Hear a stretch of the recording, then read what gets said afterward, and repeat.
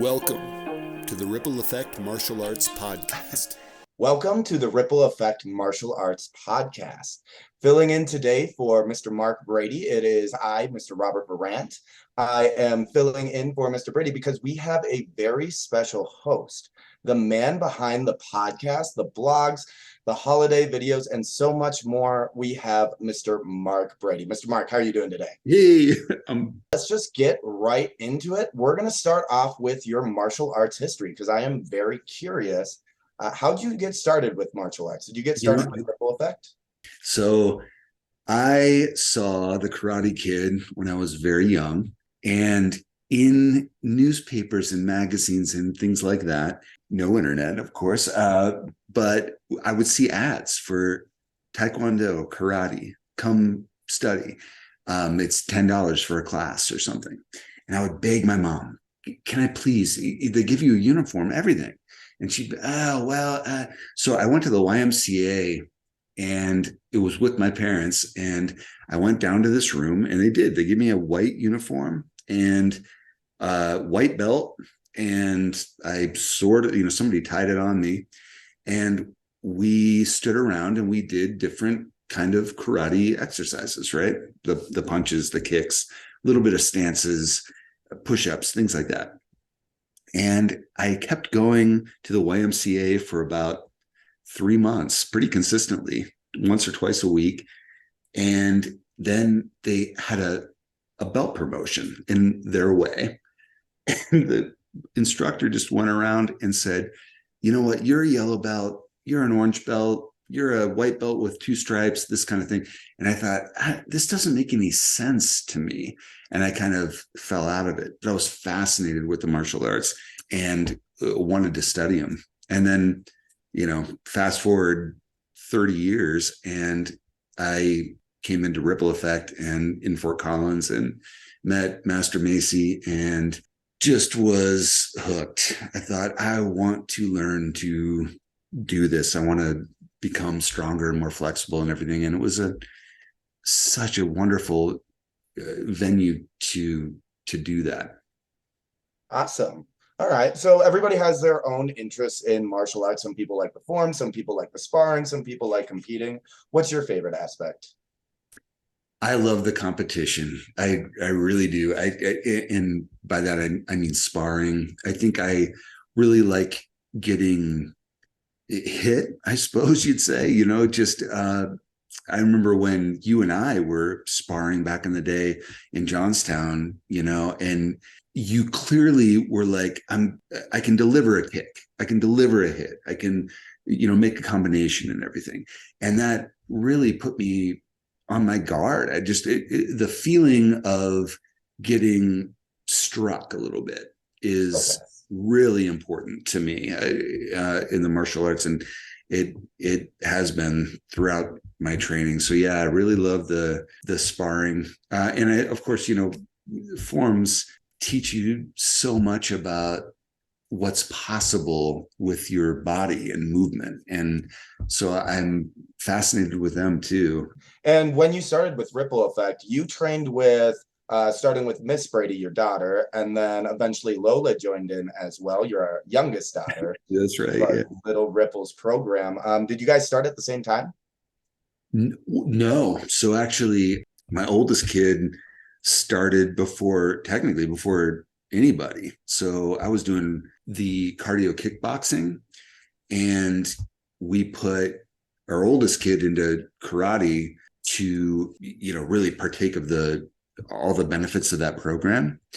But I wasn't sold personally on joining, like earning a black belt. I was kind of like, well, yeah, I can really see it for my kid, but I'm not sure. And then after a year, I saw our oldest kid just advance so much and become so much stronger, so much more proficient and confident.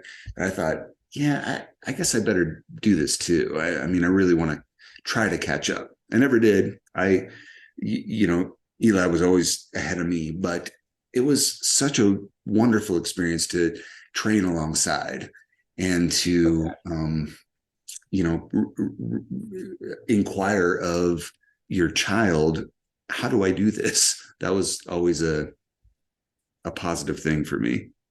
And then we have a lot of parents that join in after their kids. Any advice to any parents on the sidelines right now that are thinking about joining? You have to step onto the mat. You really do. It is so worth your time and effort. I know this is a cliche, but it's 4 years of college, 4 years of high school, 4 years to earn a black belt. It goes by very quickly, and you don't forget any aspect of it.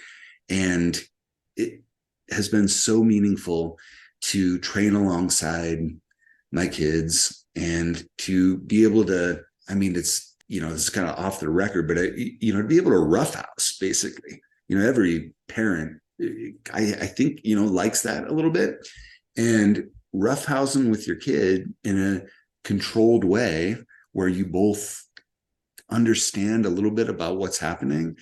That has been an enormous benefit from black belt training for me. Just to this day, years after having earned a black belt, I still kind of mess with these kids, in a gentle, or whatever, you kind of, in a way that makes sense to them and makes sense to me. And it's been a very powerful experience. I would say to any parent who is thinking, could I do this?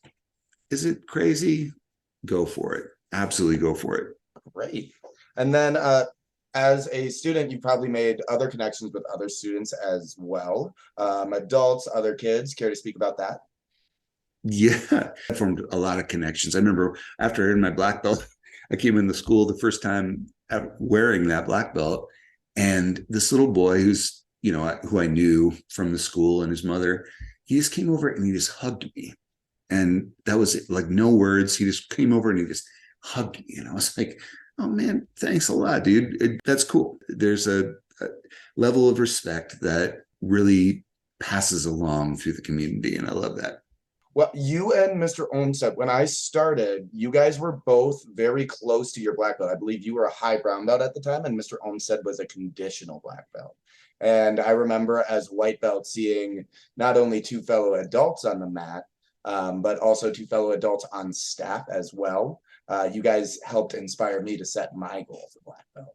Is there anybody that helped inspire you? There are people that everybody who's listening to this will probably recognize, but Master Macy, first and foremost, and Master Wagner. Actually, I remember the first time I met Master Wagner was during a cardio kickboxing class at the karate school. And he was giving me just a couple of pieces of advice, and they were fitness related, not martial arts specific. But I just went, how do you know this about breathing or stretching? And he said, well, I was an EMT in New York, and that was it. And I thought, wow, okay, that sounds legit. I mean, this is helping me. And ever since, I'll never forget my first board break. Mr. Wagner held those boards, and I had 3 tries to break 2 boards at once. And I just couldn't do it. And I felt defeated. The school was quiet, at this point. I mean, there were 30 people there, but they were all silent. And I kind of felt on the spot, like everybody's looking at me. This is harsh. But what I didn't consider was that everybody's looking at Mr. Wagner too, probably closer at him, and going, what are you going to do about this? And he just told me, he said, this is your try. You do it this time. And he held those boards, and I sidekicked them and broke them. And I just felt like, wow, I couldn't do that without you. That is for sure. The tutelage has been amazing. Well, we're definitely going to come back to the martial arts later, but I want to start diving into other aspects of what you bring to Ripple Effect. For example, I've read before some of your writing. I've noticed that you've been published in magazines before, martial arts magazines, correct? Yeah. I've had a little bit of good fortune there and did a cover story for Black Belt magazine some years ago, cover story for Martial Arts Success and iCali Nation. I've done some work for, and it's been amazing to meet martial artists that are from different styles or different backgrounds. So, what brought the two passions together, martial arts and writing? I love to write. I studied English literature and creative writing in college and graduate school, and that martial arts interest came up. And I just thought I really would like to explore what's happening in the martial arts. And so some of those early interviews were with, for example, Grandmaster Jeff Smith and one of his students, and just getting a background on those early days in Texas with Grandmaster June Rhee. Jeff Smith wasn't reticent about sharing the details about that. And he's like, yeah, we would, there were no pads, there were no gloves, anything like that. And we would punch and kick each other. And that's kind of how it worked. And we learned like that. And then as that developed, as they moved the June Rhee Institute to DC, they started, well, let's reevaluate this. And are we trying to do? And that's when they started to develop the pads and some of the rules for these sparring tournaments. And if you look at any of that old footage from it's not that old, I guess, but from the 70s or 80s, those June Rhee competitions were totally incredible. Like, it just mesmerizing. And I think it's so interesting to kind of get those stories. And then when I was able to interview Justin Ortiz some years back, a member of the Paul Mitchell karate team, he was just so forthright about his upbringing and his dad, who was a martial artist and really saw the potential in his kid. And it was going, all right, we're going to do leg lifts. You're 4 years old, for an hour or whatever. That kind of development and strength building. And then Apollo Ladra, of course. I mean, Tuhan Ladra, he just is a legend, and is so fortunate to be able to work with him and interview him about his background in the Philippines and everything that he experienced growing up, moving to Baltimore, studying martial arts, and then after Taekwondo training through multiple degrees of black belt, he returned to Kali and his native style of martial arts. And it's just so fascinating to me to get these stories. I'm really interested in them. You are the writer of the Ripple Effect martial arts blog. Care to speak about that for a little bit? Sure. I write the blog and the newsletter, and I do the word of the month worksheets. And I also studied philosophy in college, and I really have a very strong bent toward perspective on life and everything. And so that's what I really aim to bring with the blog, the newsletter, and the word of the month worksheets, among other things, is just to give, especially parents, but kids too, let's think about this. What does it mean to, the word of the month this month is hustle, right? And what does it mean to hustle? The kids all the time, they say things like, well, I am hurrying. And the parents going, not enough, right? I mean, it's a difference in perspective. So I think karate, martial arts training really helps give kids an anchored perspective on what these abstract concepts mean. Most of it really is outside of karate. So it's not, here's how to earn your black belt faster, or here's how to surpass, or something like that. It's more like the opposite, like here's how this training is helping you realize goals outside of karate, outside of the school, at least, and in your life. And I think that's fundamental. I've been really lucky that Ripple Effect has taken me on board for all of these years to kind of try to deliver this enthusiasm about, you always say it's not punching and kicking, but that's what the blog and the newsletter are all about. Now, you might have already spoke a little bit of this as an experienced writer, as a talented writer as well. Do you have any formal experience, or I should say formal education in writing, or does it all just come from experience? Both. So I had a very great English teacher when I was in high school, and she would drill you on grammar and vocabulary. And all these kids hated it. And I kind of liked it. I really liked the way that syntax worked and prepositions and adverbs, and which I think helped my writing a lot. And that made me want to go into further studies in writing when I was in college, which I did. And I wrote creative work in college and grad school. And then henceforth, it was just experience. So I kind of thought I was a hotshot a little bit when I got out of grad school and I moved to Washington, D.C. And I thought, well, hey, give me a job. And these people were like, what? No, I don't think so. We have people who have written for the Washington Post for 20 years that are looking for work. And you're a recent grad, no chance. So I was really humbled in my, mid 20s, just like, well, I guess this isn't going to be as easy as I thought. But then I just started to do the work a little bit. I started to do a little bit of writing, built up a little bit of a portfolio. And after some years, I was lucky enough to just kind of be recognized as someone, as a go-to to, we need this article written, or we need this interview done, or we need this cover letter tweaked, or things like that. That's kind of how it started. And along with writing the blog, you have other things that you contribute as the creative director. One of my personal favorites is the holiday movies. Now, you put in a lot of work. How much time goes into one of your holiday projects? It's funny because it's become kind of a tradition, but it started out, the first one I did was just, all right, let's just make this up, completely make this up. And so we had the instructors at the Fort Collins school.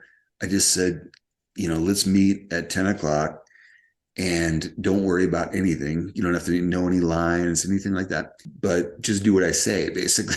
So I had my cameras, and Master Macy bought a Santa suit down the road at my request, which was super nice. But we otherwise didn't have any props, anything like that. We just went for it. And that became a little bit of the tradition.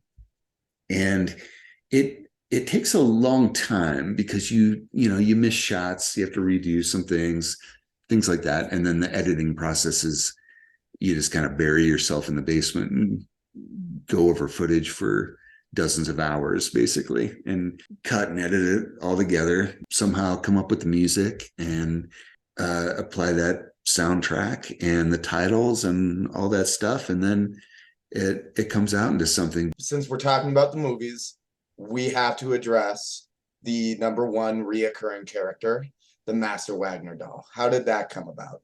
Really good question. So I was at a thrift store in Fort Collins, Colorado, and it was around Christmas time. And yeah, I have two kids, and they're looking at toys and things. And I'm looking at all these toys, and I went, you know what? This looks just like Master Wagner, except for the mustache and, goatee. But I thought, wow, the hair and everything, this is perfect. So I bought that doll for $1, and we put a felt mustache and goatee and gorilla glued it onto the doll. It was just so fun. Yeah, he's it's semi-retired, but who knows? Might come out of the woodwork again. Actually, do you remember the video that we did about a tournament where you came over and I really put you through the paces? What do you remember about that? Oh, so I remember I came over, I wore an old college cheerleading uniform for a man, of course, and we did a Rocky Balboa style training montage completed with drinking an egg. We didn't have a giant slab of beef, of course, so I instead punched a raw chicken. I remember pulling Lola around in a sled. It was a really great time. I always have fun working on your movie projects. Yeah, thanks very much. Well, hey, we'll link to that too, because anybody listening, if you haven't seen it, it is amazing performance. So, as a musician, how do you combine your two passions, martial arts and music? Okay, so as a musician, I'm a guitar player and I sing too, but it's very tactile. I'm a guitar teacher as well, and I always tell students your contact with the strings is what makes the sound. And with martial arts, there are two aspects to this, I guess. That kind of private, if you're hitting a bag or pads or just doing forms, your motions and your impact, that's what's important. That's what is going to make an impact. And then also performance. So I think that the saying was in karate, like, what if you practiced soccer all the time but you never played a game, basically? And it's, what if you practice martial arts all the time but you never compete in a tournament? And with musicians, you can practice all day long and be able to play everything that you want, but if you don't perform in front of an audience, then it's not real. The experience in martial arts of having to perform in a sense, in front of judges, in front of an audience, was extremely important. I mean, I'd been performing music for decades before, but it really reinforced what it means to perform as a musician. So they absolutely do complement each other. Thank you for listening to the Ripple Effect Martial Arts Podcast. Find episodes and more at rippleeffectmartialarts.com.